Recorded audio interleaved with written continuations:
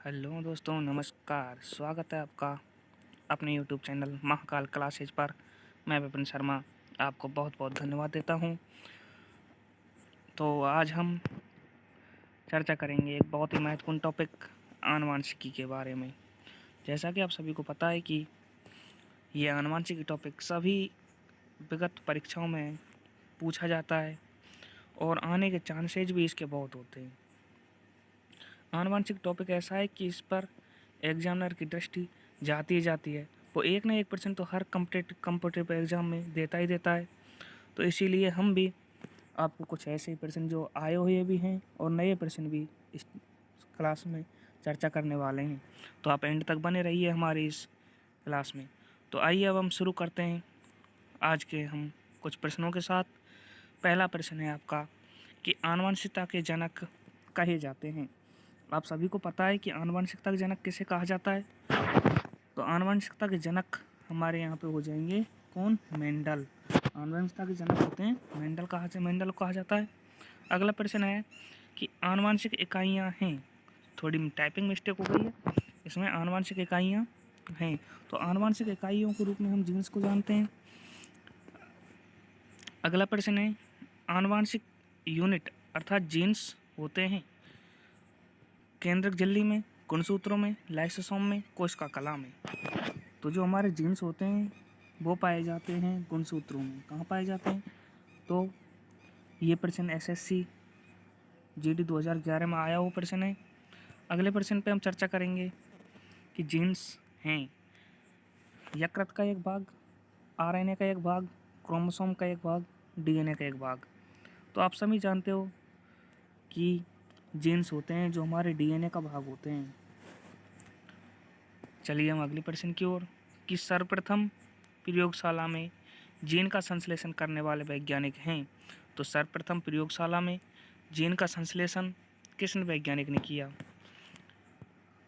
इसमें थोड़ा सा टाइपिंग मिस्टेक और हुई है। ये पहले प्रश्न का जो आ गया है तो हम इसको हटा देते हैं यहाँ से। अब अपने आप अपन ऑप्शन देखते हैं कि इसमें है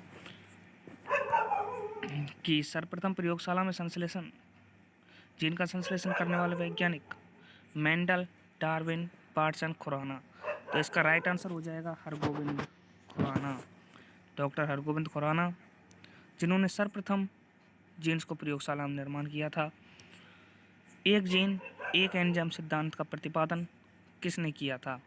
तो इसका राइट आंसर क्या होगा? वाटसन एवं क्रिक ने, हरगोविंद खुराना ने, बीडल एवं टैटम ने, मॉर्गन ने। जल्दी से जल्दी आप इसका आंसर बताइए। तो एक जीन एक एंजाइम सिद्धांत, ये सिद्धांत दिया था हमारा बीडल और टैटम ने। अगला प्रश्न आपके सामने कि जीन्स को व्यक्त किया जा सकता है आनुवंशिकता की इकाई के रूप में, डीएनए के एक भाग के रूप में, या उत्परिवर्तन की इकाई के रूप में, या उपयुक्त सभी तरह से। तो जीन्स होते हैं वो आनुवंशिकता की इकाई भी होते हैं, डीएनए का एक भाग भी होता है और उत्परिवर्तन की इकाई भी होती है। क्योंकि आप सभी जानते हो कि जो उत्परिवर्तन होते हैं जो हमारे जीन्स के कारण ही होते हैं। जीन्स में कुछ फेरबदल हो जाता है। स्थायी परिवर्तन अर्थात जीन्स में हुआ स्थायी परिवर्तन या गुणसूत्र में हुआ स्थायी परिवर्तन ही क्या कहलाता है? उत्परिवर्तन। जीन्स में हुआ परिवर्तन ही क्या है? उत्परिवर्तन। ये स्थायी परिवर्तन होता है ना कि अस्थायी, तभी इसे उत्परिवर्तन नाम दिया जाता है। तो हमारा जीन्स में जीन्स को उत्परिवर्तन की इकाई के रूप में भी व्यक्त किया जा सकता है। डीएनए का एक भाग, डीएनए का भाग होता है, ये भी सही है।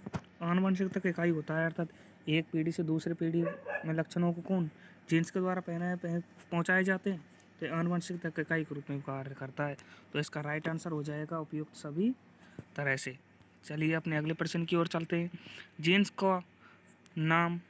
का वर्तमान नाम देने वाले वैज्ञानिक हैं हेल्डन, मेंडल, गाल्टन और जॉनसन। तो जीन्स को वर्तमान नाम दिया है वो दिया है जॉनसन ने। अगला प्रश्न कि कोशिका में पाए जाने वाला आनुवांशिक पदार्थ है। तो कोशिका में कौन सा आनुवांशिक पदार्थ पाया जाता है? तो यहाँ पे हमारा ऑप्शन के अकॉर्डिंग राइट आंसर क्या होगा? DNA, RNA, protein, carbohydrate. तो यहाँ पे हमारा राइट आंसर हो जाएगा डीएनए। अगला प्रश्न प्रयोगशाला में सर्वप्रथम डीएनए का संश्लेषण किया था ये RPSC 1999 में पूछा हुआ प्रश्न नहीं है। तो इसका राइट आंसर क्या होगा? सर्वप्रथम प्रयोगशाला में DNA का संश्लेषण किया मिलर ने, खुराना ने, डीब्रिज ने या कैल्विन ने? तो सर्वप्रथम किया था किसने? डॉक्टर हरगोविंद खुराना ने। ये प्रश्न रिपीट हुआ है। अगला प्रश्न, DNA का डबल हेलिक्स मॉडल किसने दिया? साल्क ने, ल्यूवेनहॉक ने, बार्टसन एवं क्रिक ने और डाल्टन ने? तो इसका राइट आंसर हो जाएगा बार्टसन एवं क्रिक। इसका राइट आंसर हो जाएगा बार्टसन एवं क्रिक। ये RRB अप्रेंटिस SPV 2005 में पूछा हुआ प्रश्न है। अगला प्रश्न है, माता पिता में के गुण उनकी संतानों में किसके द्वारा स्थानांतरित होते हैं? रक्त द्वारा, हार्मोन्स द्वारा या गुणसूत्रों द्वारा या इनमें से कोई नहीं? तो माता पिता के गुण उनकी संतानों में गुणसूत्रों के द्वारा पहुंचाए जाते हैं। जीन्स के द्वारा गुणसूत्रों में जीन्स पाए जाते हैं, तो जीन्स के द्वारा पहुंचाए जाते हैं। तो यहाँ पे राइट आंसर हमारा हो जाएगा गुणसूत्र। अगला प्रश्न, कि किस कारण एक माता पिता की सभी संतानें एक समान नहीं होती हैं? तो वातावरण की विभिन्नता, आनुवंशिक विभिन्नता या उपयुक्त दोनों या इनमें से कोई नहीं? तो इसका राइट आंसर क्या होगा? वातावरण की विभिन्नता होगा या आनुवंशिक विभिन्नता होगा या उपयुक्त दोनों होगा।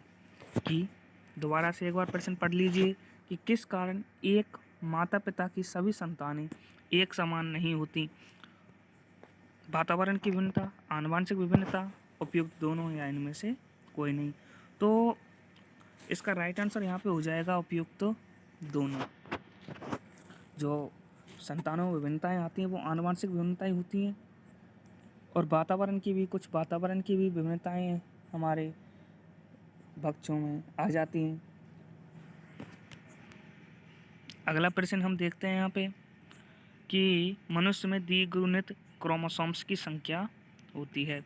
मनुष्य में आप सभी जानते हो क्रोमोसोम की संख्या कितनी होती है? 46 होती है, लेकिन यहाँ पे पूछा गया है द्विगुणित क्रोमोसोम की संख्या कितनी होती है? तो द्विगुणित क्रोमोसोम्स की संख्या होती है हमारी यहाँ पे 23 जोड़ी। कितनी होती है? 23 जोड़ी। द्विगुणित क्रोमोसोम की संख्या कितनी हो जाएगी? 23 जोड़ी। अगला प्रश्न है हमारा कि पुरुषों में पुरुषत्व के लिए कौन सा गुणसूत्री संयोजन उत्तरदायी है? ये SSC 2011 में पूछा हुआ प्रश्न है कि पुरुषों में पुरुषत्व के लिए कौन सा गुणसूत्री संयोजन उत्तरदायी होता है?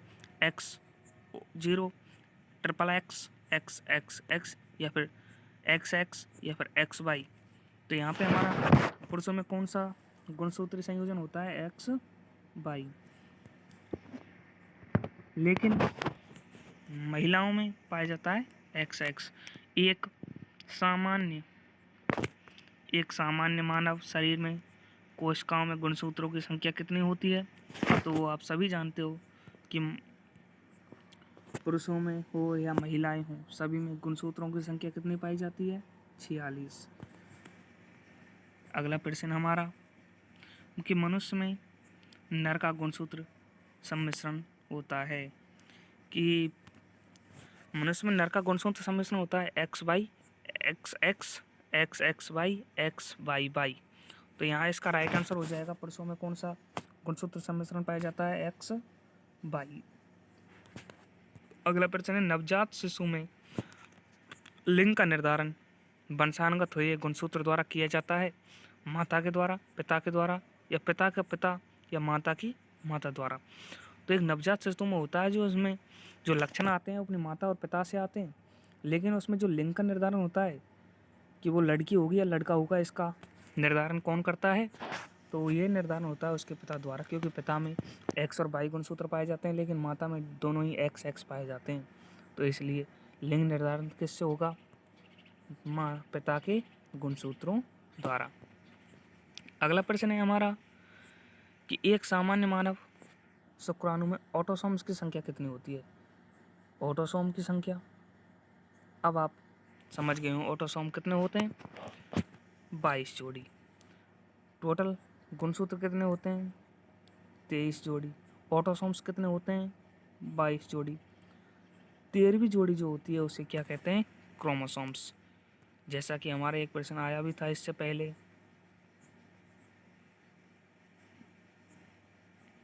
द्विगुणित क्रोमोसोम की संख्या होती है 23।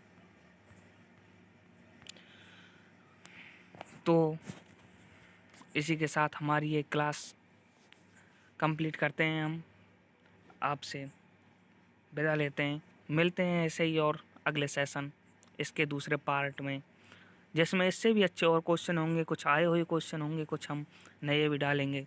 तो आप हमारे चैनल को लाइक, सब्सक्राइब एवं कमेंट करके बताइए कैसी वीडियो लगी। ये फर्स्ट वीडियो है। आगे और अच्छी अच्छी वीडियो देखने के लिए हमारे चैनल को आप ज़रूर लाइक करिए। धन्यवाद। नमस्कार।